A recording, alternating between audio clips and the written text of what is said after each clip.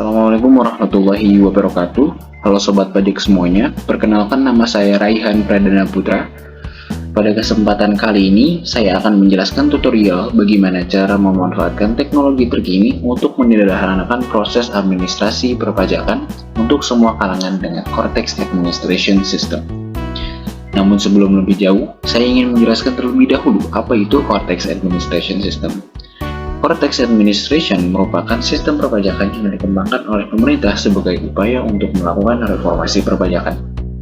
Transformasi digital ini diharapkan dapat menyederhanakan proses bisnis pelaksanaan administrasi perpajakan, baik dari sisi DJP dalam melaksanakan tugasnya maupun bagi wajib pajak dalam memenuhi kewajiban perpajakannya.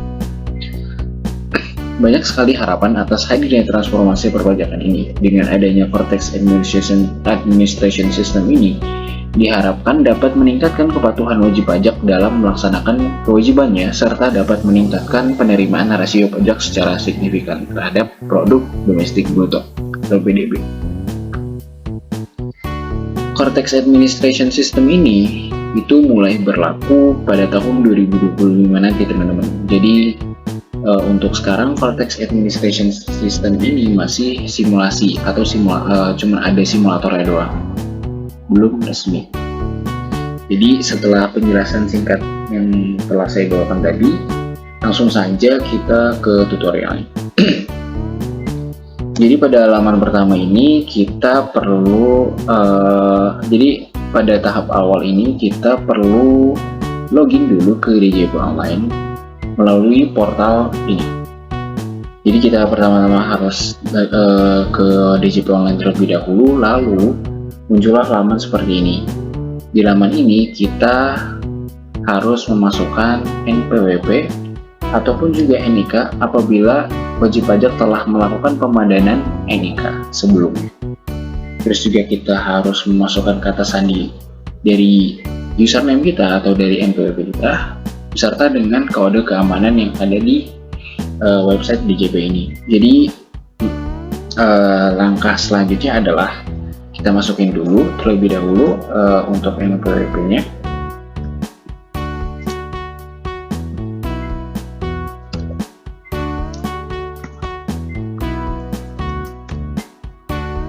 Dan di sini kita masukkan captcha-nya.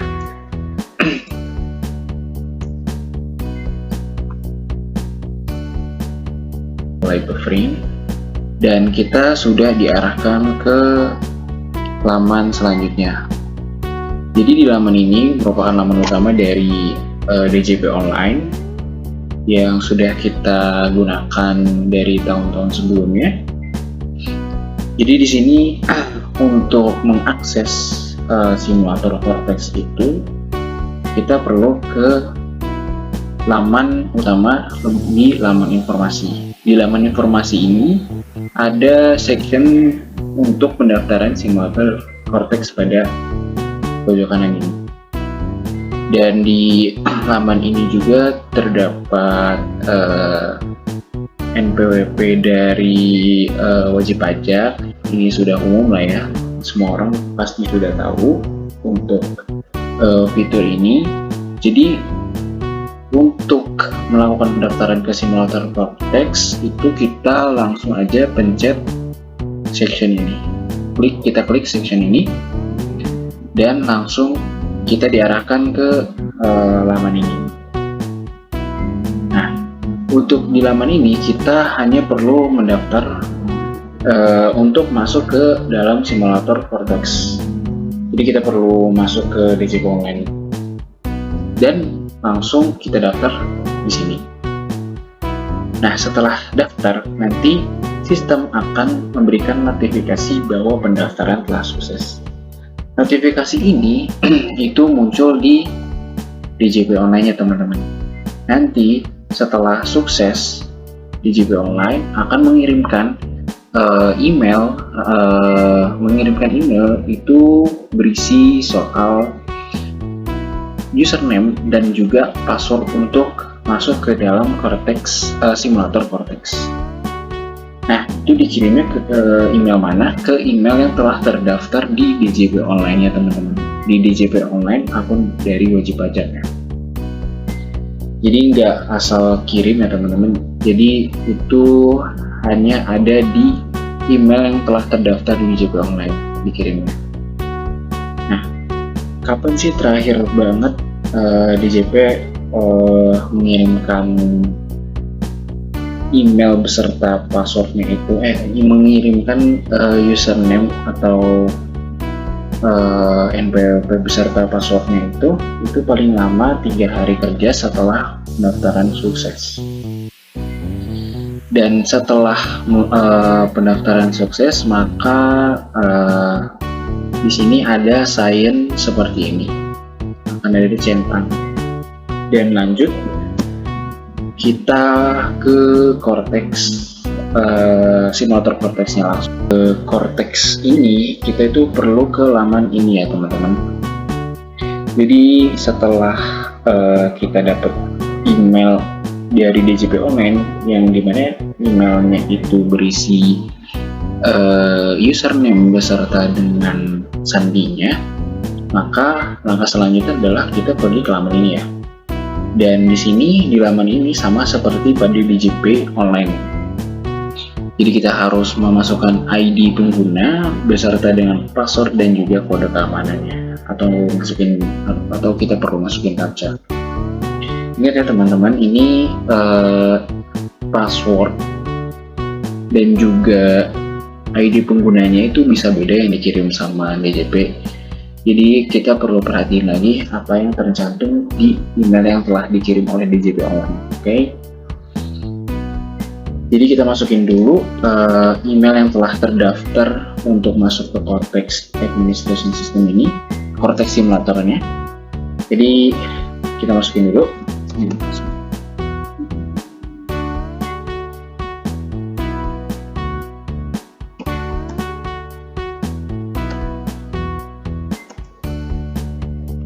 Dan kita masukin sandinya.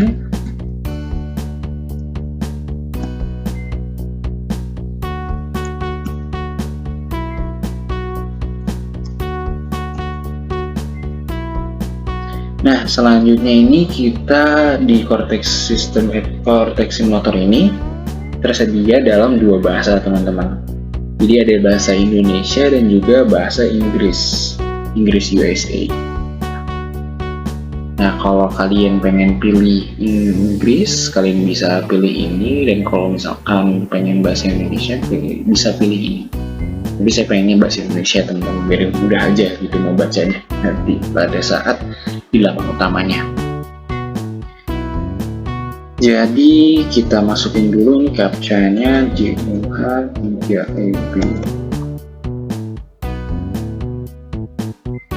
Oke. Kita udah sampai di laman utama dari Cortex Simulator.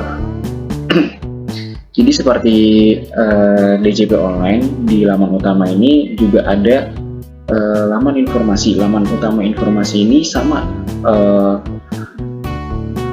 dengan DJP Online. Ini tuh mungkin bisa dibilang lumayan lengkap di Ikhtisar Profil ini. Dan di sini ini udah di menu profil, terus juga ada di menu ini tuh ada daftar kode billing yang belum dibayar. Jadi kode billing tuh kalau misalkan kita pengen bayar pajak itu harus menerbitkan kode billing terlebih dahulu ya teman-teman sebelum bayar. Nah, di sini karena di daftarnya itu jadi daftar kode billing yang belum dibayar ini itu belum ada ya, kayak belum bisa diakses secara penuh, jadi belum ada sama sekali datanya. Terus juga ada saldo, ada SPT belum disampaikan, ada jenis terdaftar, ada kasus aktif dan fasilitas aktif. Ini mana ini masih belum bisa sepenuhnya masih belum bisa dipakai sepenuhnya. Juga ada informasi umum ya, sama seperti ikhtisar ini tapi lebih komplit lagi. Ada penunjukan perwakilan, penonaktifan akses pembuatan foto pajak, participating interest, serta status operator, pemungut PPN e-commerce, penghasilan atau pemotong atau pemungut PPN, dan lain-lainnya sebagainya. Oke. Terus juga di sini ada alamat, terus juga ada kontak pihak terkait, dan juga di sini ada lumayan lengkap ya. Semua itu ada mulai dari pajak bumi bangunan atau pajak lainnya ada tergantung di situ gitu guys. Ada PBB, ada KLU, klasifikasi lapangan usaha, ada data bank, data unit keluarga, tempat kegiatan usaha, unit, nomor identifikasi eksternal, jenis pajak, wakil kuasa, wajib pajak yang diwakili, verifikasi 2 langkah permohonan tertunda dan semua permohonan. Ini ada di bagian sini ya teman-teman. Nah, kita lanjut ke dokumen saya. Ini mungkin di sini tuh dokumen-dokumen yang udah kita cantumin di DJP Online atau di Cortex nanti teman-teman. Jadi semua dokumen yang udah pernah kita input dalam website ini tuh bisa terdata dalam section ini. Terus juga di sini ada notifikasi apapun itu yang ada di Cortex nanti. Kayak mulai misalnya dari bukti penerimaan surat atau apa, atau reminder of response clarification letter, semuanya notifikasinya ada di sini. Atau bisa di sini ya teman-teman. Nah, ya. Ada di lonceng kecil ini. Kita bisa juga lihat notifikasi. Ada kasus saya di sini. Ini ada beberapa kasus, terus juga ada kasus, ada story, permohonan kode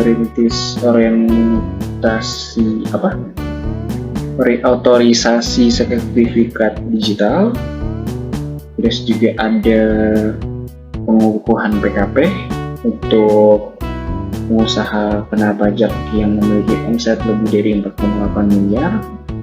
Terus juga ada pendaftaran objek PBB, ternyata bisa lewat Cortex juga teman-teman ya. Terus juga ada perubahan data, kita juga bisa melakukan perubahan data juga di sini di portal ini. Terus juga ada perubahan status. Nah, di perubahan data ini juga ada banyak option juga, ada perubahan identitas wajib pajak, alamat, terus juga data objek dan data pemungut PPN PMSE. Terus juga perubahan status, di sini ada penerapan wajib pajak nonaktif. Apabila wajib pajak itu nonaktif, jadi dia itu nggak perlu melakukan kewajiban perpajakannya kembali. Terus juga ada pengaktifan kembali wajib pajak nonaktif, terus menunjukkan pemungut PMSE dalam negeri, penetapan data pemungut yang ke dan lain-lainnya. Terus kita lanjut ke section e-faktur. Di sini e-faktur tuh lumayan unik ya teman-teman, karena di sini ada sedikit gambaran atau sedikit diagram gitu untuk memaparkan secara garis besar PPN atau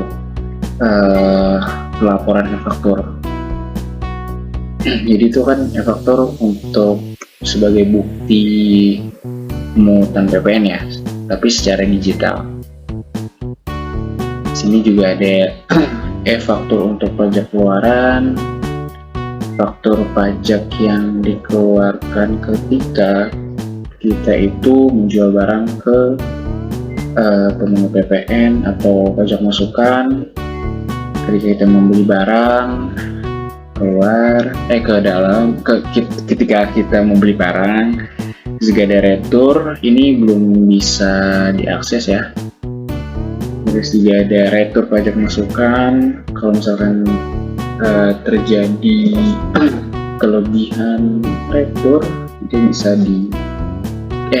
kalau misalkan ada pajak masukan yang lebih bisa diretur. Terus di sini ada dokumen lain seperti pajak keluaran, pajak masukan, retur dokumen lain keluaran dan masukan. Terus kita lanjut ke Bupot. Ini ada BPPU, BPU, terus juga ada BPNR. Ini belum bisa diakses. Ada penyetoran sendiri, ada pemotongan secara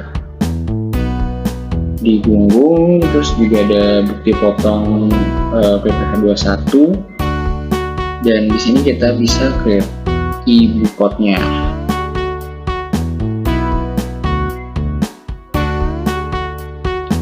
Mungkin kita iseng-iseng dulu ya teman-teman, kita bakal buat Bupot PPh 21.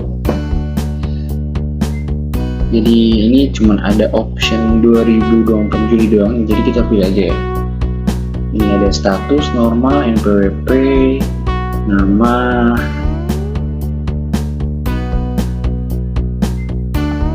seperti yang saya bilang tadi, ini tuh Cortex Administration System ini itu kayak menggabungkan semua jenis pajak ke dalam satu sistem gitu untuk pemungutannya atau pelaporannya. Jadi dulu kan Bupot itu dia itu harus kayak dikasih arahan kembali ke web lain selain di JP.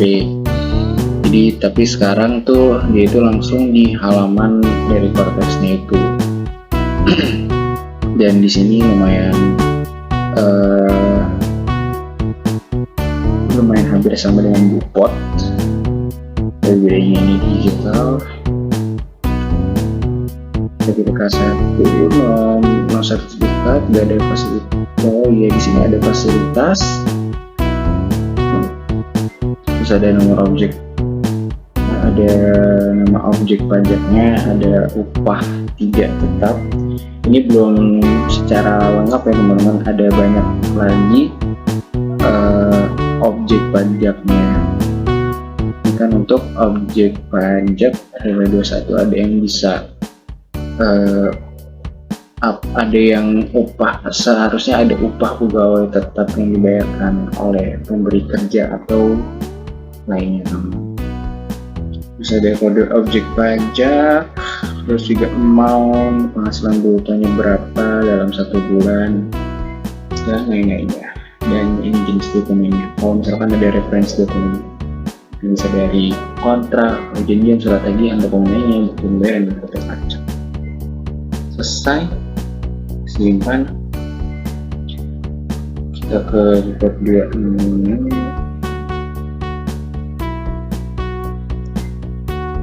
Sebentar ya teman-teman, select. Ini juga belum bisa. BPH 1 untuk wajib pajak badan. A2 untuk badan. Oh, tahunan A1 ya? Nih, sorry. Oh, bukan, nggak tahu.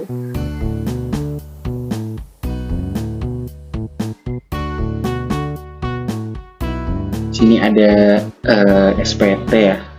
Misal kalau udah SPT belum disampaikan, itu bisa tercantum atau bisa datanya bisa ada di sini.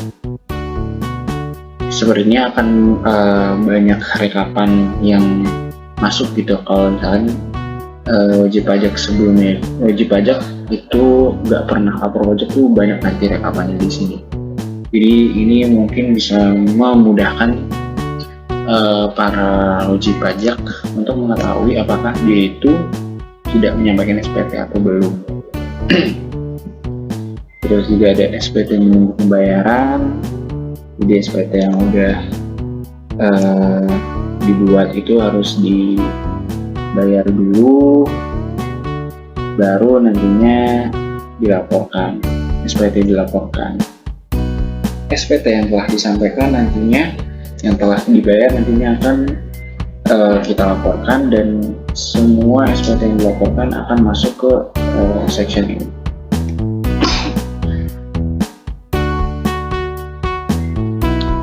Terus juga ini belum ada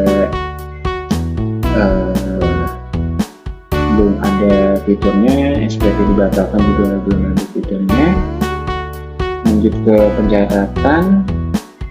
Wah, ini ada fitur terbaru ya di pencatatan ini, mungkin gunanya mempermudah wajib pajak untuk setiap perhitungan dari pajaknya.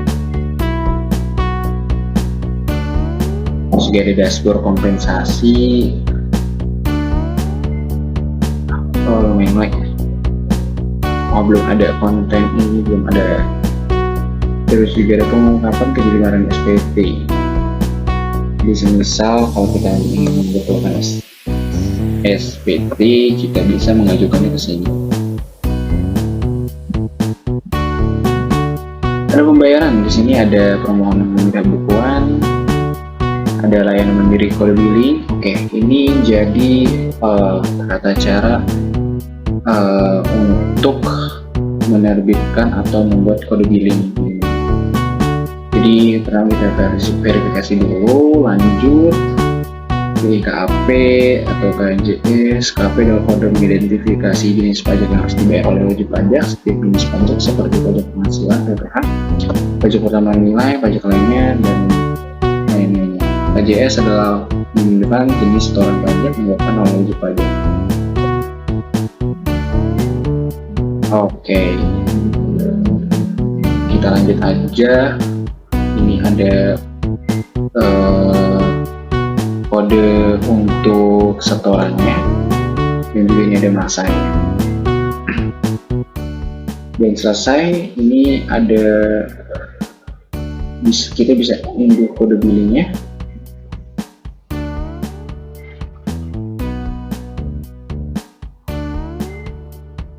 Oke.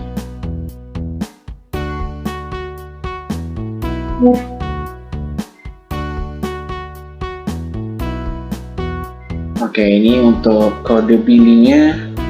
Di sini kalau misalkan kita pengen bayar ke bank atau ke teller bank, itu kita bisa, atau ke ATM atau ke fasilitas lainnya untuk membayar pajak, kita harus menyerahkan kode billing ini, atau kita harus menyertakan kode billing ini untuk membayar pajak berutang.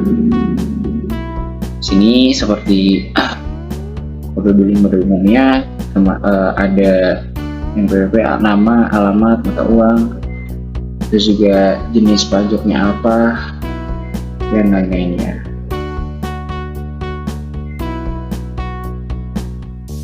Jadi kita masuk ke buku besar.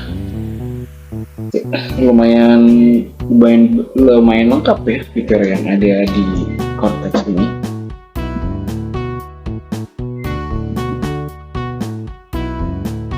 Tapi kayaknya wow, apa ini?